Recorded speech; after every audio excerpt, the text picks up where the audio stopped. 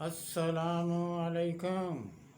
ہمارا بڑا موضوع قرآن ہدایت ہے۔ ہم نے آج تک پہلے مرحلے میں قرآن کے بارے میں، دوسرے مرحلے میں قرآن سے چند بڑے بڑے موضوعات بیان کیے ہیں تاکہ ایک مسلمان کو علم ہو سکے کہ ایک انسان کی حیثیت سے ایک مسلمان کے لیے کیا کیا اعمال صالحہ بجا لانا ضروری ہے، جن کے بعد وہ آخرت میں اللہ کی رحمت اور بخشش کی امید رکھ سکتا ہے۔ آج سے ہم مسلمان کی حیثیت سے ایک اندیکھی دنیا میں داخل ہوں گے، جس میں داخل ہونے کا دروازہ موت ہے۔ موت کے بعد عمل نہیں بلکہ دنیاوی اعمال کی سزا یا جزا ہے۔ آج ہم موت کے بارے میں قرآن مجید کا بیان آپ کے سامنے پیش کریں گے۔ موت سے پہلے وصیت، یعنی جس وقت فرشتہ سامنے نہیں آتا، موت کی علامات ظاہر نہیں ہوتی، تو اس وقت کے لیے ہے سورہ البقرہ 180۔ جب تم میں سے کسی کی موت کا وقت قریب آئے تو چاہیے کہ وہ ماں، باپ اور رشتہ داروں کے لیے معقول طور پر وصیت کرے۔ یہ حق ہے پرہیزگاروں پر۔ تو وصیت کل جائیداد کا 1/3 تک جائز ہے، قرض ادا کرنے کے بعد۔ اٹل حقیقت، سورہ الرحمن آیت 26، سورہ مومنون آیت 15۔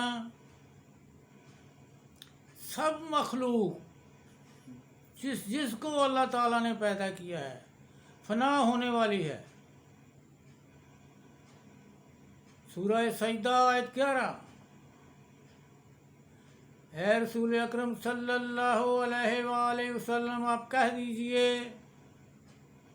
ملک الموت تمہارے اوپر مقرر ہے، وہی تمہاری روحوں کو قبض کرے گا، اس کے بعد تم اپنے رب کی طرف لوٹ کر جاؤ گے۔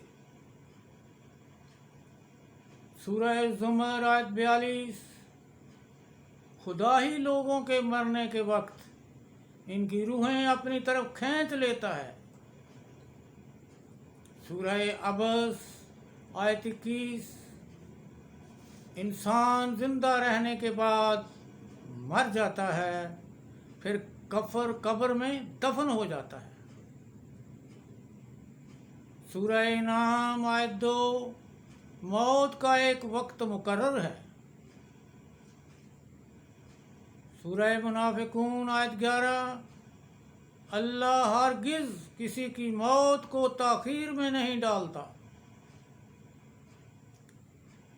اللہ فرماتا ہے کہ موت اس دنیا سے جدائی ایک، اب مرنے والے اس دنیا سے کوئی تعلق نہیں رکھتے۔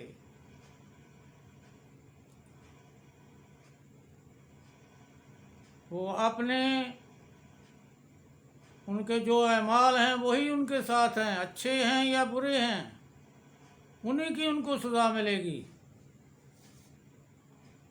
سکرات الموت، موت کی سختی،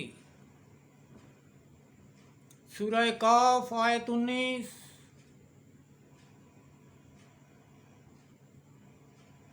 اور انجام کار سکرات الموت حق کے ساتھ پہنچ جائے گی۔ سورہ قیامت آیت 29۔ اور پاؤں کی پنڈلیاں موت کے وقت ایک دوسری کے ساتھ پیچ کھائیں گی۔ کافروں کی جان کنی کا وقت،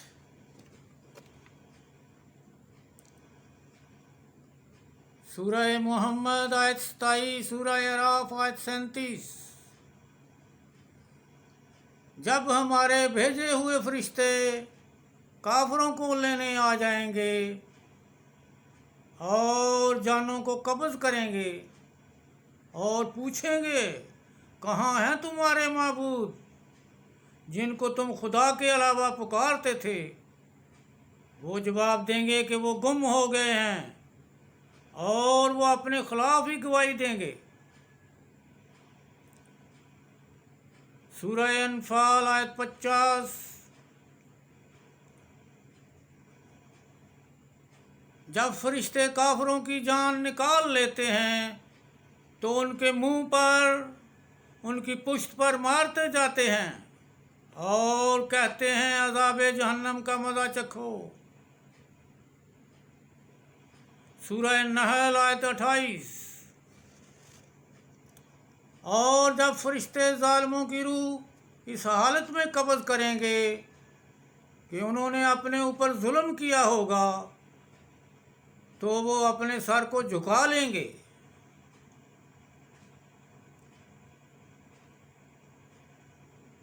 सूरह वाक़िया आयत 83 तक 85। तो क्या जब जान गले तक आ पहुंचती है और इस वक्त पड़े तुम देखा करते हो और हम इस मरने वाले के तुमसे ज़्यादा करीब होते हैं लेकिन तुमको दिखाई नहीं देता। नंबर 5 सूरह नाम आयत 93। ऐ रसूल अकरम सल्लल्लाहु अलैहि वसल्लम, काश तुम देखते ये जालिम मौत की सख्तियों में पड़े हैं और फरिश्ते इनकी तरफ जान निकालने के लिए हाथ लपका रहे हैं और ये कहते हैं कि अपनी जानें निकालो, आज ही तुमको रसवाई के अजाब की सज़ा दी जाती है।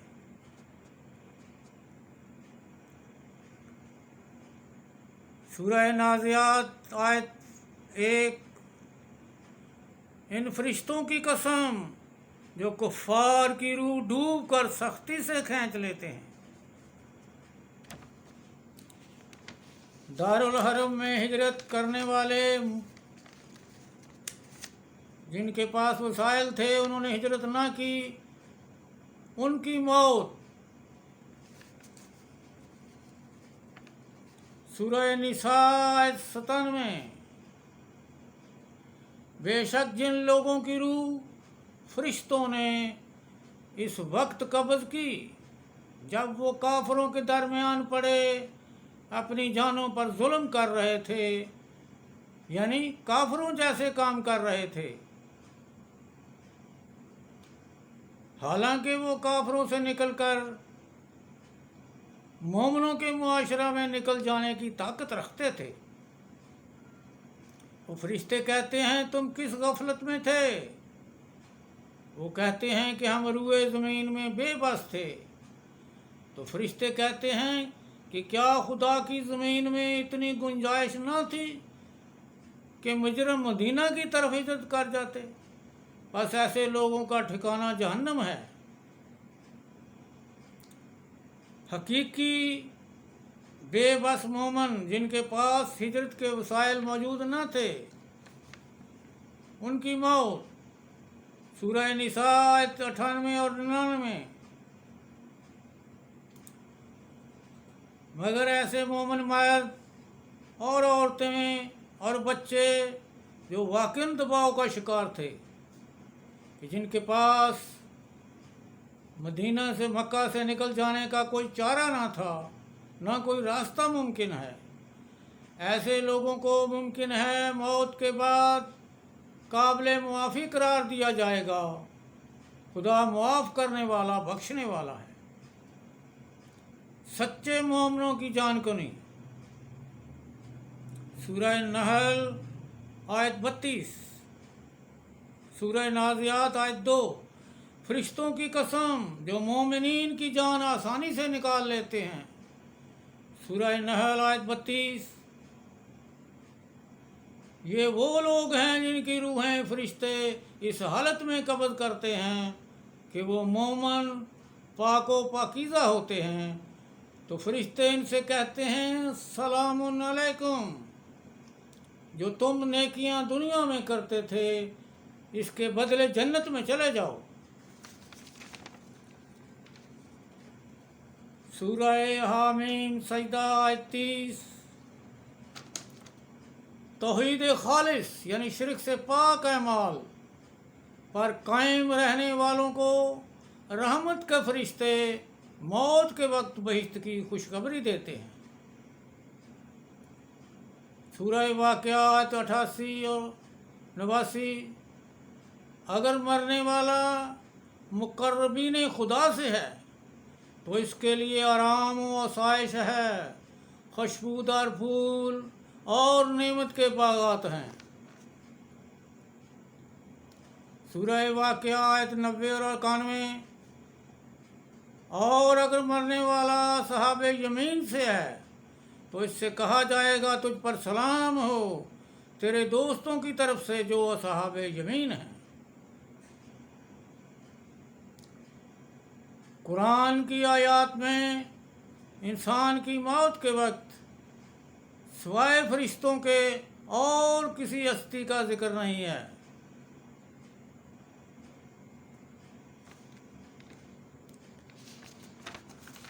ہمارے ہاں مسلمانوں میں ایک رواج بن گیا ہے کہ مرنے والے کی جان کنی میں سہولت کے لیے اس کے سرہانے بیٹھ کر کوئی عورت یا مرد سورہ یاسین کی تلاوت کرتا ہے،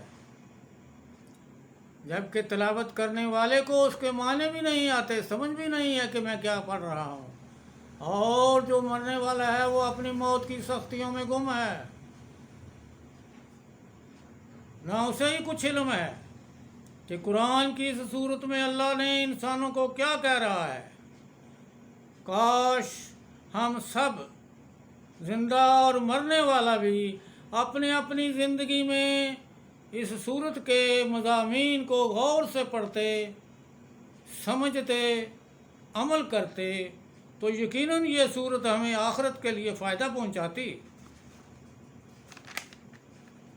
اللہ تعالی ہم مسلمانوں کو اپنی زندگی میں قرآن میں درج ایسے اعمال بجا لانے کی توفیق عطا کرے جن کی بنا پر یا جن کے بدلے میں اللہ ہمیں جنت کے لیے کامیاب قرار دے۔ رسول خدا کا فرمان، دنیا آخرت کی کھیتی ہے،